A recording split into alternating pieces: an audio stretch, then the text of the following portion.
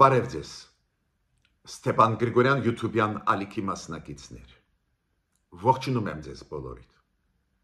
Մենք շարունակում ենք մեր աշխատանքը, այսօր հոկտեմբերի 5-ն է։ Այսօր մենք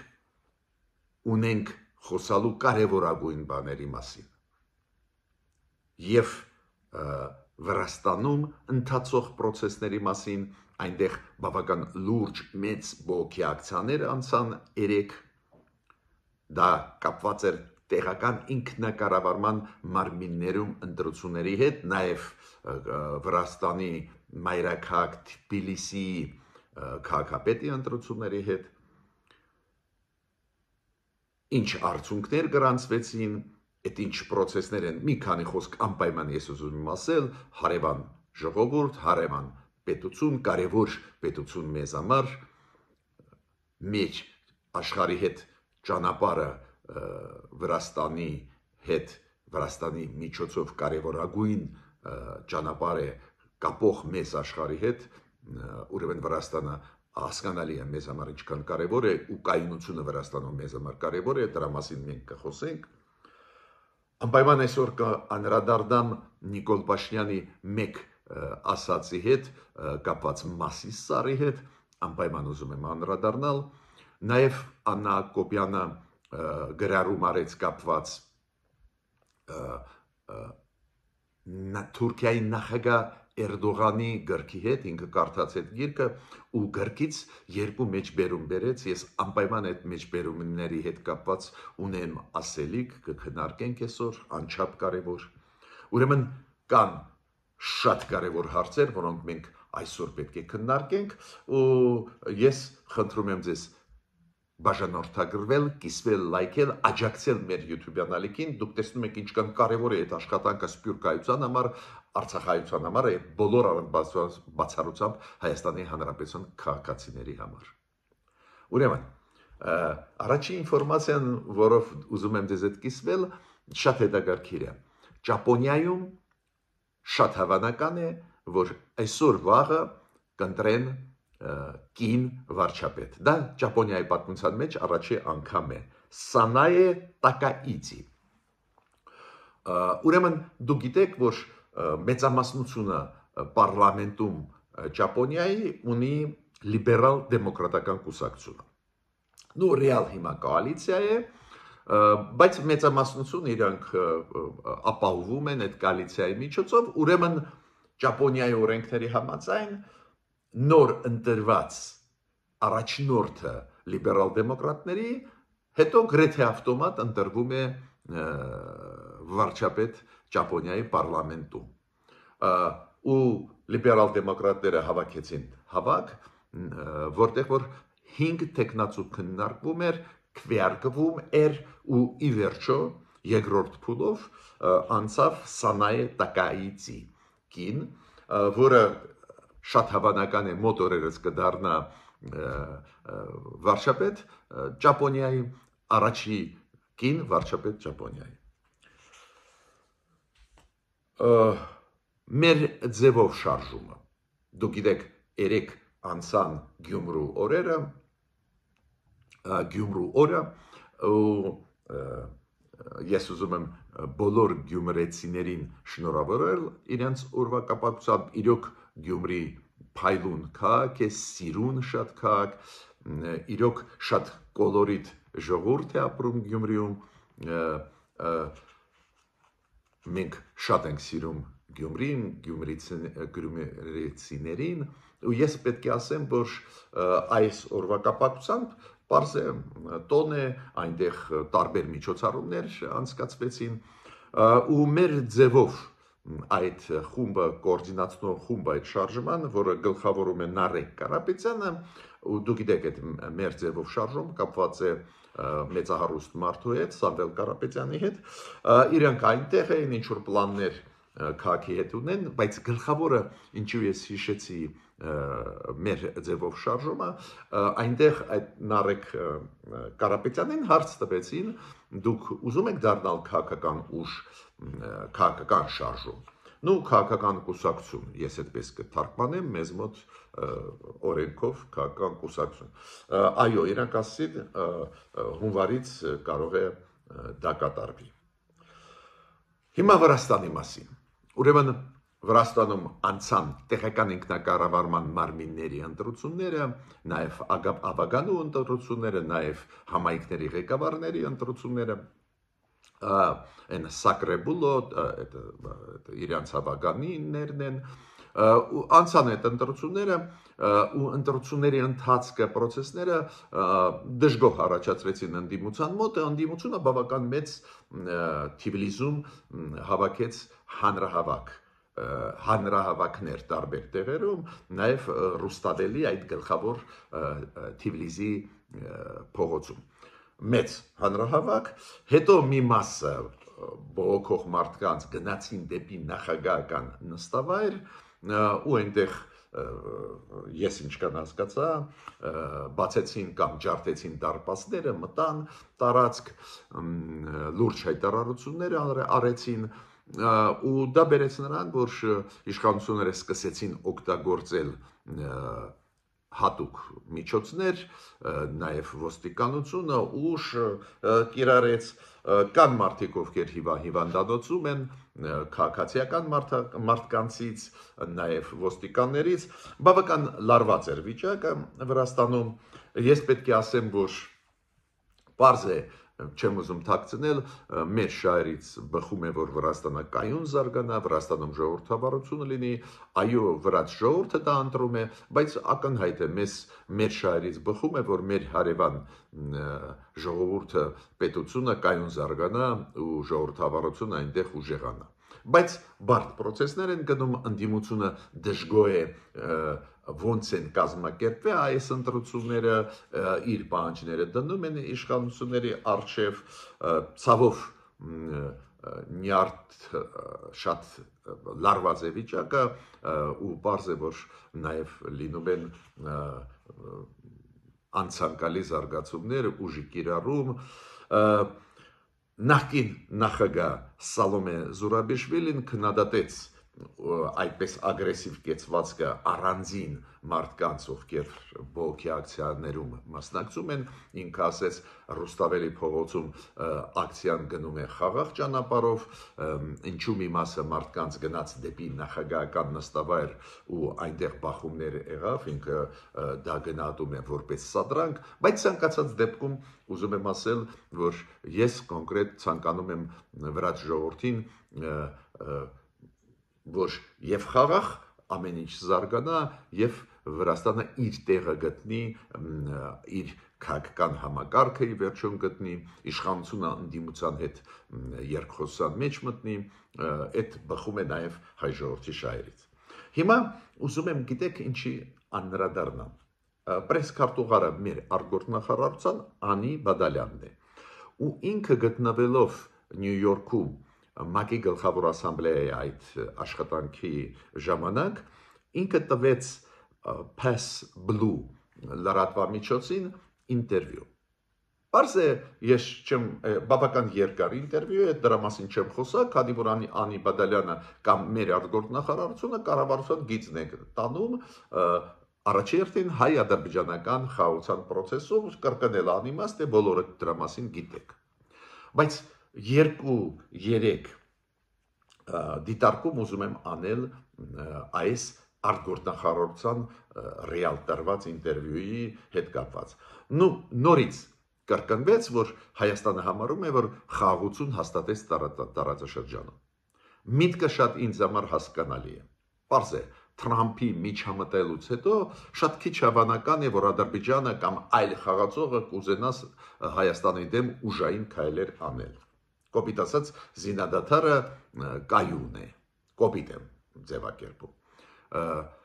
Բայց ասել, որ վերջնականորեն հաստատվեց կայուն խաղաղություն, ես չէի համարձակվի։ Ես մի օրինակ կբերեմ կապված Լուկաշենկոյի հետ, նախագահ Բելարուսի։ Բելարուսի նախագահան վերջի ելույթներից մեկում ասեց, որ ակնհայտ երևում է, որ կան խաղացողներ աշխարհում, որոնք ուզում են վերաբաժանել, վերաձևել աշխարհը։ Ուրեմն մենք կանգնած են վտանգների առջև։ Պատկերացնում եք, Լուկաշենկոն դրա մասին խոսում է, մինչդեռ ռեալ Բելարուսը հիմա Ռուսաստանին է կցված, զորքերը ռուսական կանգնած են Բելարուսում ու հենց Բելարուսը Ռուսաստանի հետ վտանգ է աշխարհի համար, բայց նույնիսկ այս ձևի երկրի ղեկավարը ասում է, որ բավական բարդ է վիճակը, կարող են վերաբաժանել, մեզ վերաձևել։ Իրոք, Հարավային Կովկասում դրական procesներ են հայ-ադրբեջանական կոնտեքստում ողջունում ենք, բայց հասկանում եք, եթե մերձավոր արևելքում Ուկրաինայի ուղղությամբ լարված վիճակ է, Իրան-Իսրայել լարվածությունը ել ավելի բարձր է, ես չեմ ասում Գազայի մասին, ռուս-ուկրաինական պատերազմ։ Հասկանում եք, մեր շուրջ ամեն ինչ լարված է ու մտածել, որ մեր խաղաղությունը կայուն երկարաժամկետ է դժվար է։ Այո, պետք է պայքարենք, որ այդ կայունությունը, այդ խաղաղությունը իրոք դառնալ կայուն, բայց ասել, որ միանշանակ վերջ խաղաղությունը ես չէի համարձակվի։ Բայց այնուամենայնիվ կիսում եմ, որ դեպի խաղաղություն մենք գնում ենք։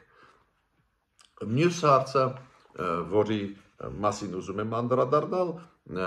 իրոք ստեղել մեր ներկայացուցիչ արտգործ նախարարության, երբ որ հարց տվեցին այն հայ գերիների մասին կամ հայ ձերբակալված Ադրբեջանի կողմից գտնվող Ադրբեջանի բանտերում մասին, ստեղ պատասխանի մեջ կար, որ այո, Հայաստանը առաջերտին Ադրբեջանի հետ աշխատում է, որ այդ հարցը լուծել, որ հայ գերիները վերադառնան, ես դա համարում եմ դրական, քանի որ եւ Նյու Յորքում իր ելույթում ՄԱԿ-ի գլխավոր ասամբլեայում Նիկոլ Փաշինյանը այդ թեման շոշափեց, դա ես համարում եմ դրական, քանի որ ժամանակը եկավ։ Եթե մեր կառավարությունը ասում է, որ խաղաղությունը հաստատված է, դեպի այդ ուղղությամբ ուժեղ քայլեր արվում են, հումանիտար հարցերի լուծումը կարևորագույն մասն է այս հաշտեցման process-ի։ Եվ մյուսը ներկայացուցիչը մեր արտգործ նախարարության նաև պատասխանեց մեկ հարցին։ Հարցը շատ հասարակ էր, բայց շատ դիպուկ ու կարևոր։ Հայ-իրանական սահմանում, հա, անցակետում կանգնած են, դուք գիտեք, միայն հայ սահմանապանները, բայց սահմանի երկայնքով դեր կան ռուս սահմանապանները։ Ու պատասխանը այն էր մեր կողմից այդ հարցին, որ այս process-ը, որը գնում է հայ-ադրբեջանական, նաև Միացյալ Նահանգների միջամտությունը, աջակցությունը կապ չունի հայ-ռուսական հարաբերությունների երկկողմ հարաբերությունների։ Այդ տարբեր հարցեր են։ Ոստեղ ես ունեմ դիտողություն։ Ինչու՞։ Դուք գիտեք, որ այս սահմանապանները ռուս կանգնած են այդ հայ-իրանական սահմանի երկայնքով։ Անցակետում միայն մեր սահմանապահներ են, բայց դուք գիտեք, այս ճանապարհը, օրինակ Մեղրի երկաթգծի ճանապարհը, եթե վերականգնվի, ինքը գնում է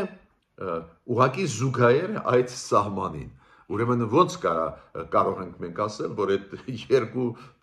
տարբեր process-ներ են։ Ֆիզիկապես ռեալ Ռուսաստանի սահմանապահները պարզվում է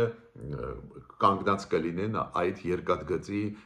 երկայնքով, եթե վերականգնվի երկաթգիծը, պլանավորվում է վերականգնել, նայեք ինչքան արագ գնան այդ process-ները։ Ուրեմն ես այդտեղ համաձայն չեմ, որ այդ երկու տարբեր process-ներ են, ակնհայտ է պետք է հիմա սկսել նաև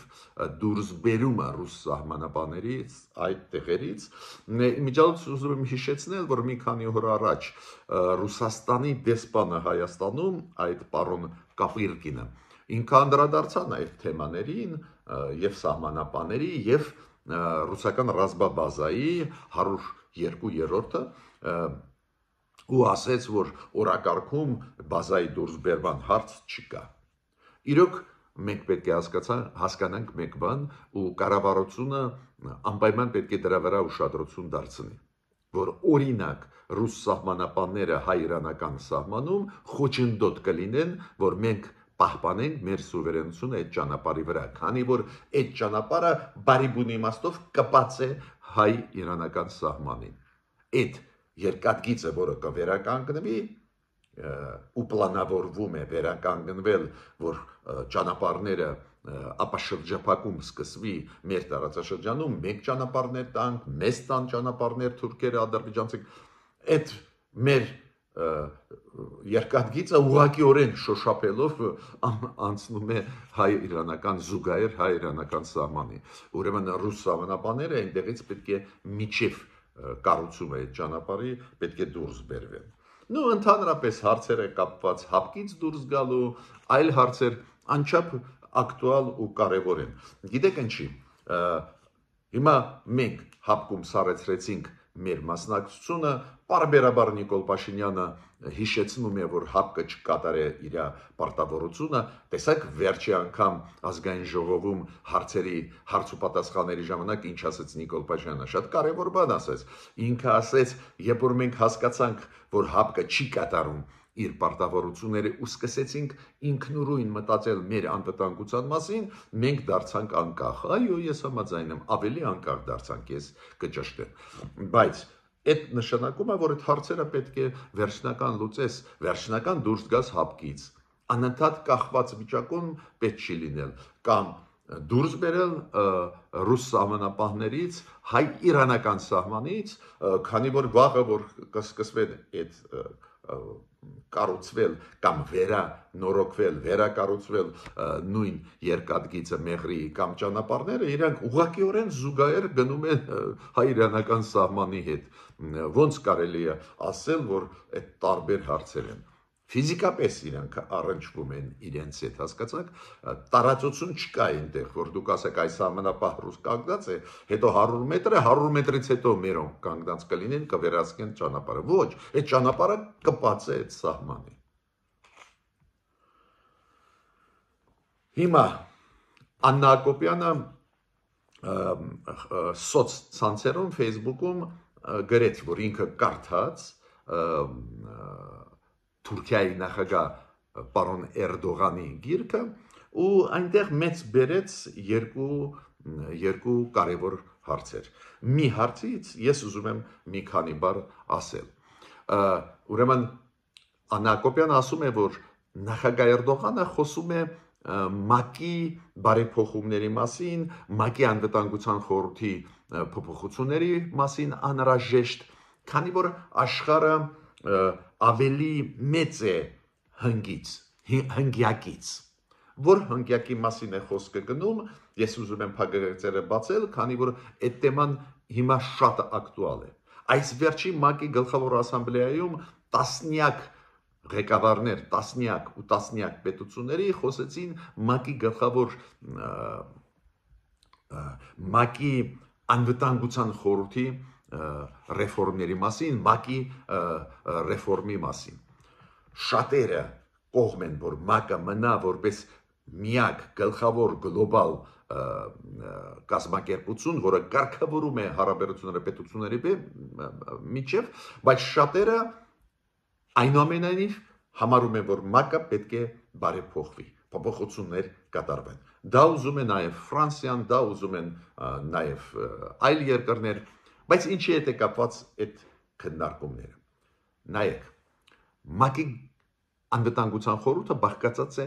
15 պետություններից։ 5-ը մշտական անդամներ են, որոնք վետո իրավունք ունեն։ Այդ դա է պատճառը, որ գրքում Էրդողանի գրված է, որ աշխարհը ավելի մեծ է այդ 5-յակից։ Ովքեր են այդ մշտական անդամները 5։ Դուք գիտեք, Միացյալ Նահանգներ, Մեծ Բրիտանիա, Ֆրանսիա, Ռուսաստանը եւ Չինաստանը։ Ось 5 երկրներ, որոնք ցանկացած որոշում կարող են վետո դնել, չթողնել, որ անցնի։ Ու մենք այդ երևույթը տեսնում ենք, ինչ որ հարցեր կան, որ ամերիկացիք, ֆրանսիացիք, մեծ բրիտանացիք վետո են դնում, ինչ որ հարցեր կան, վետո դնում է Ռուսաստանը, ու այդպես ստացվում է, որ ոչ մի որոշում չի անցնում ՄԱԿ-ի անվտանգության խորհրդում։ Ու դուք կարող ասել, բայց ինչի ՄԱԿ-ի անվտանգության խորհուրդ կա, ՄԱԿ-ի գլխավոր ասամբլեան։ ՄԱԿ-ի գլխավոր ասամբլեան կարևորագույն ու գլխավոր քաղաքական ամբիոն է աշխարհի, բայց որոշումները ՄԱԿ-ի գլխավոր ասամբլեայի պարտադիր ուժ չունեն։ Պարտադիր ուժ ունեն որոշումները ՄԱԿ-ի անվտանգության խորհրդի։ Ոստե որ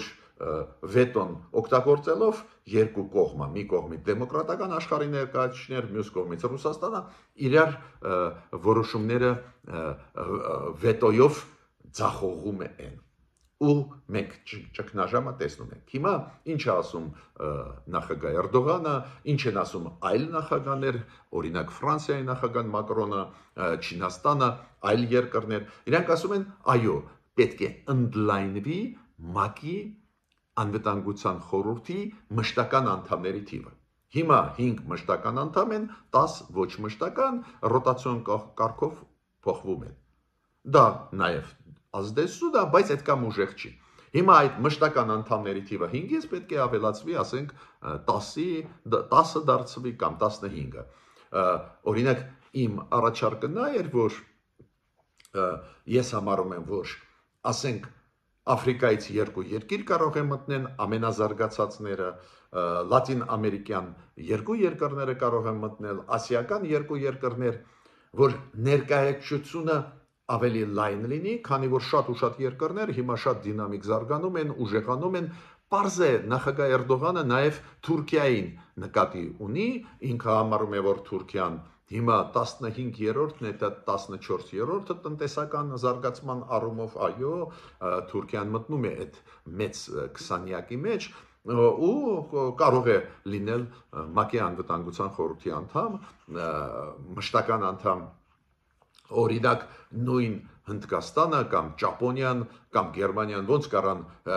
հզոր տնտեսություններ ունեցող երկրները Ճապոնիայի ու Գերմանիայի պես չլինեն ՄԱԿ-ի անվտանգության խորհրդի անդամ։ Ու ուզում եմ ասել, այս մասը գրքի Էրդողանի, որ նշեց Աննա Հակոբյանը, իրոք ես զբաղվում եմ այդ հարցով, միշտ առաջանում է հարց, ու այդ հարցը շատ են տալիս, ասում են լավ, ՄԱԿ-ի անվտանգության խորհուրդը հիմա 15 հոգի է, դարձնենք 25 պետություն ու ասենք մշտական անդամների թիվը 5-ից դարձնենք 10-12, որոշում չեն կարողանալու ընդունել, քանի որ վետոյի իրավունքը այդ նոր 12 մշտական անդամներ ՄԱԿ-ի անվտանգության խորհրդի հաճախ կկիրառեն։ Բայց կա մեխանիզմ, որով կարելի է խուսափել այդ խնդրից, դա կոչվում է վետո հանած 1։ Տես մի վետոն հաշվի չի առնվելու։ Այդ մեխանիզմը, եթե միաժամանակ ընդլայնումից հետո ՄԱԿ-ի անվտանգության խորհրդի դու մտցնում ես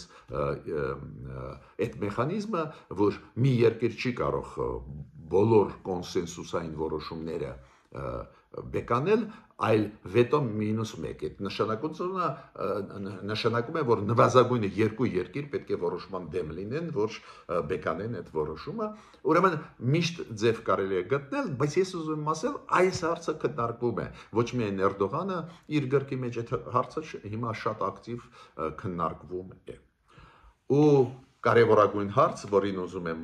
անդրադառնալ, դա կապված է նրա հետ, ինչ ասեց Նիկոլ Փաշինյանը, ինքը Բերդի կողմերում էր Չորաթան